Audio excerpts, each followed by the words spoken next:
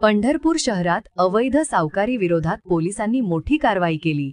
या कारवाईत 4 सावकारांना गजाआड करण्यात आले। उपविभागीय पोलीस अधिकारी प्रशांत दगळे आणि पोलीस निरीक्षक विश्वजित घोडके यांच्या मार्गदर्शनाखाली ही कारवाई पार पडली। या धडक कारवाईमुळे शहरात मोठी खळबळ उडाली असून अनेक सावकारांचे धाबे दणाणले आहेत। पंढरपूरच्या गल्लीबोळात अजूनही अनेक खासगी सावकार सक्रिय आहेत।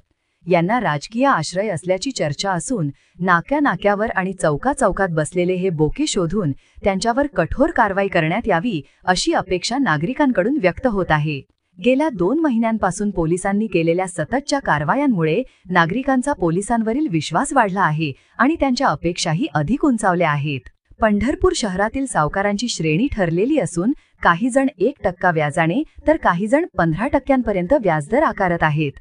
लहान सावकार 2 चाकी आणि 4 चाकी गहाण ठेवून सावकारी करतात, तर मोठ्या सावकारांकडे प्लॉट, शेती आणि घरे गहाण ठेवून व्यवहार केल्याची उदाहरणे आहेत। अवैध सावकारी हा फक्त आर्थिक शोषणाचा प्रश्न नाही, तर तो थेट सामान्य नागरिकांच्या जगण्याशी निगडीत आहे। पोलिसांनी दाखविलेली कारवाई निश्चितच कौतुकास्पद आहे। मात्र या कारवाईला सातत्य देत शहरातील सावकारावर निर्भीडपणे व त्यांच्या राजकीय वरदहस्तला न जुमानता हातोडा पडावा अशीच अपेक्षा आता पंढरपूरकरांकडून व्यक्त होत आहे।